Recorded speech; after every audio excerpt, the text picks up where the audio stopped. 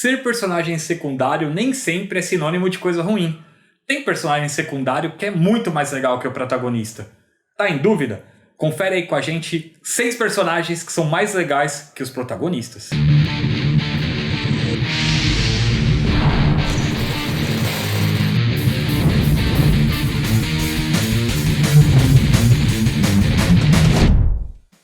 De vez em quando a gente tem algumas pautas que são meio polêmicas, né? Elas geram alguns comentários controversos, algumas reações meio acaloradas do pessoal, né? E quando você fala que o personagem secundário de uma série é mais interessante do que o protagonista? Vixe, aí você tá mexendo com o coração dos fãs, hein? Então. O Clayton não tá aqui, infelizmente foi ele que criou essa pauta, mas a gente vai fazer por ele. Quando ele voltar, ele tece os seus comentários sempre ácidos e cheio de explicações que a galera adora. Mas estamos aqui sequestrando sua pauta aqui, não queria falar nada não pra você, mas a gente vai falar de 6 personagens secundários que são mais legais que o protagonista pelo Clayton. Em sexto lugar, de Kuroko no Basket. Kuroko no Basket. Taiga Kagami. Eu acho que não tinha outro personagem pra gente falar que não fosse o cara que realmente era o jogador de basquete da equipe, né, do Seirin, né? Que é muito mais legal que o Kuroko. Coitado, não, mas esse é o papel do Kuroko, mas né? Mas é que assim, vamos lá pra analogia esportiva, tá, gente? Pra quem não sabe, eu adoro esportes, adoro futebol, adoro basquete. Basquete menos, mas adoro futebol, adoro esportes em geral. E tem uma métrica muito básica, né? Quando você é um defensor, quando você é um lateral, por exemplo, que você rouba a bola, você procura o cara do seu time que é considerado o melhor para armar a jogada. Raramente você vai procurar o cara que é o cara que pode ter um lampejo e surgir ali quando ninguém espera para fazer uma jogada e fazer um gol, por exemplo. Então faz todo sentido aí tá falando do Taiga, do Kagami como o pivô, basicamente. Pivô, né? Basicamente, que é a luz que acaba sendo a luz pro Kuroko nas sombras ali funcionar. Basicamente porque o Kuroko, ele é esse personagem que ele conduz a jogada pra todo mundo que tá no time, né? Ele é aquele personagem que ninguém consegue enxergar, perceber ele na quadra e tudo mais. E o Kagami, muito pelo contrário, é o cara que chama mais atenção na quadra, né? É o cara barulhento, é o cara que ele quer... Toda cesta que ele quer fazer, ele quer enterrar, porque ele não joga a bola de longe, porque ele só dribla, não sei o que lá e tal. E quer peitar todo mundo, inclusive a geração milagrosa. Então... É o cara que conseguiu entrar na zona, cara. É o cara que conseguiu aquele grau de concentração. Vamos explicar direito essa zona aí, porque, né... É um termo que realmente já existia em relação a esportes mesmo. Você tem até jogos, né? Aquele NBA in the Zone, né, que é lá dos anos 90. É um cara que conseguia o estado mais puro de concentração dentro da partida de basquete, né? Acho que todo atleta, né, na verdade, de alto nível, ele busca, né, esse nível de concentração, né? Que eu acho animal, acho muito animal. E eu tenho que concordar com o Clayton. O quinto lugar é um cara que rouba corações, viu, cara? Rouba corações? De Tengen Toppan Gurren Lagann Kamina. Rapaz, é verdade. Esse é um personagem que é presença. Podia ser ele, né, o protagonista. Cara, se ele não morresse, não teria o Simon. Simples. É simples. Tiveram que matar ele. Às vezes a gente acha que é... Às vezes a gente acha não, né? Acha ser até meio prepotente falar. É realidade. Às vezes os autores, eles têm que matar um personagem. É uma ferramenta de narrativa pra fazer com que o protagonista cresça de verdade. A gente já viu isso em outras séries. E o Gurren Lagann, infelizmente, é uma série que o Kamina teve que morrer pra ele se tornar, pra ele deixar de ser relevante na série sem não conseguir crescer como personagem, né, cara? Mas, puxa, é um personagem tão legal, tão legal. É natural que as pessoas tivessem uma reação até meio acalorada, né, diante do fim, do destino dele, né, na série.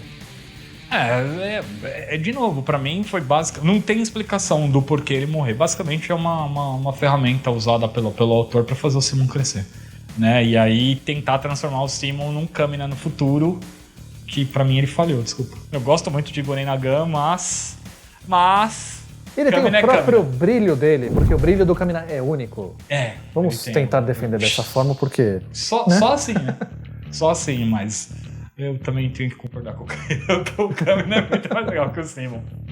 É um personagem tão legal que... Não tem muita discussão sobre isso.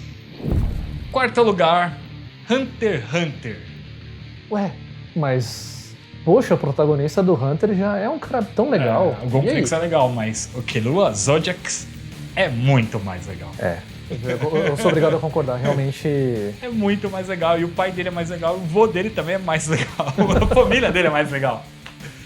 Pô, eu tenho que dizer que o Clayton apelou muito nessa lista.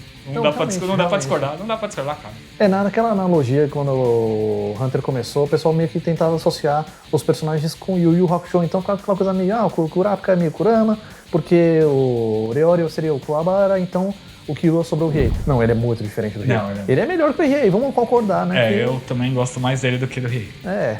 Assim como eu gosto muito mais do Yusuke do que do Gon. Mas o Gon é legal, pô. Eu gosto do Gon. Não me entenda mal. Na verdade, de Hunter x Hunter não tem quem eu não goste. Esse é um ponto. Tem quem eu gosto mais, quem eu gosto menos. Aí, beleza, né? Mas o Killua, pra mim, é um personagem... É um personagem que cresceu bastante, né? Ao longo dos capítulos e de seus hiatos e tudo mais, né? E é um personagem com feitos muito bons, né, cara? Tipo, quando ele vai lutar no torneio de Hunters lá, que é a parte do Hunter Shinken, que o cara nem entra na arena pra lutar com ele, porque ele faz uma visitinha ao cara antes e fala, então, se você lutar comigo eu vou te matar, e só libera a aura assassina, assim.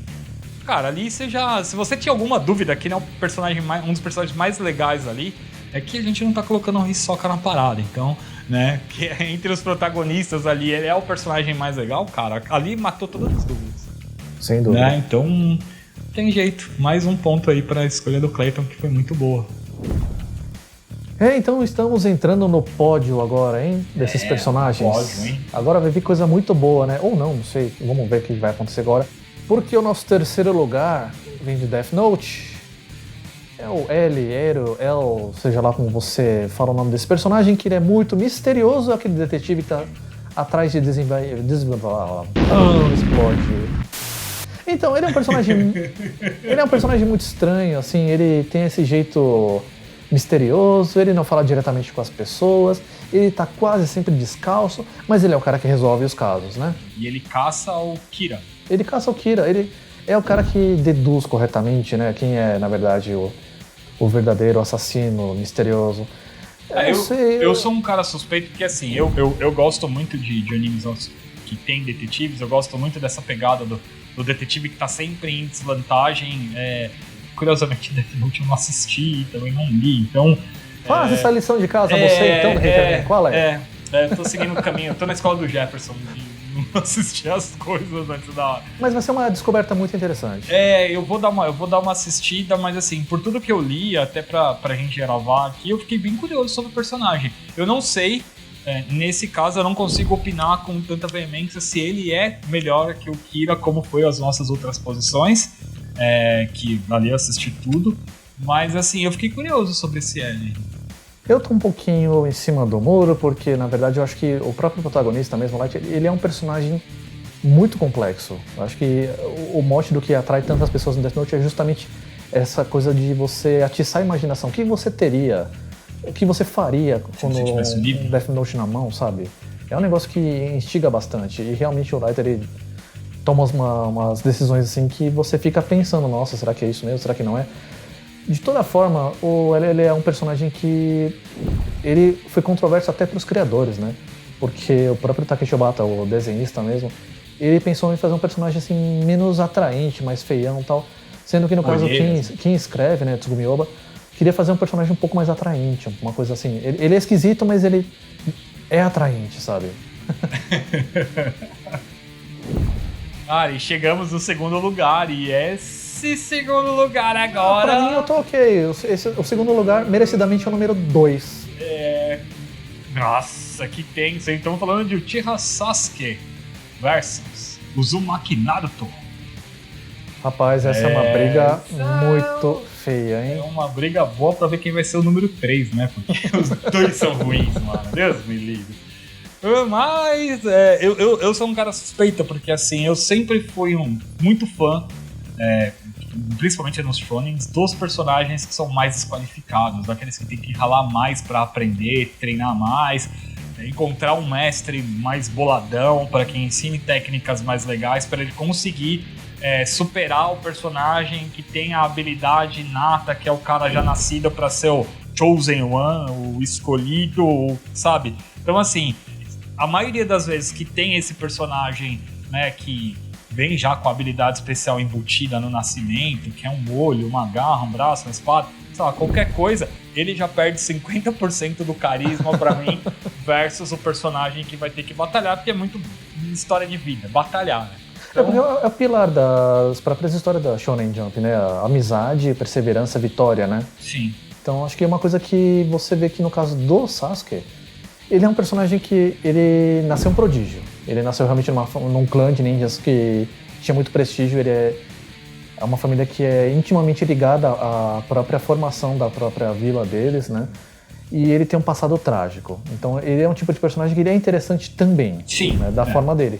Ele não tem aquela força para ser o protagonista, mas durante muito tempo, na própria saga do Naruto, ele foi um cara que ele teve que passar por provações de protagonista. Mas ele segurou bem, né, as fases em que ele teve que ficar basicamente como protagonista, né? Que deram uma segurada no Naruto ali, focaram na história basicamente dele, quando ele forma lá os falcões e sai pelo mundo e tal, ele segurou bem.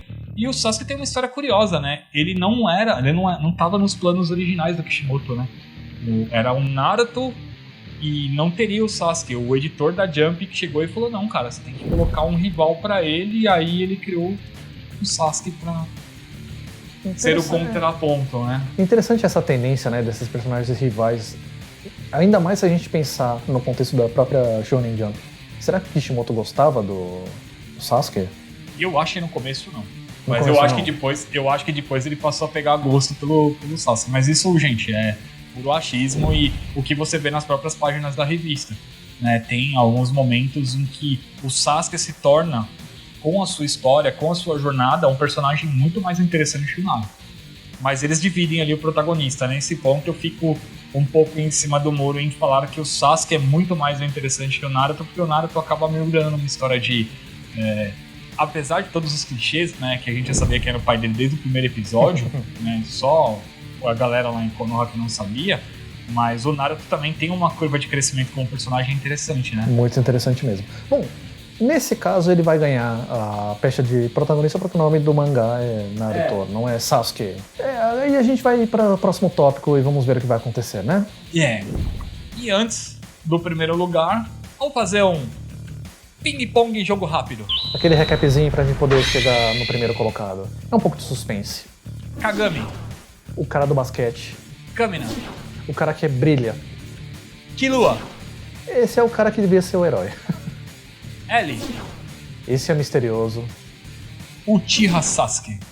O rival. E em primeiro lugar...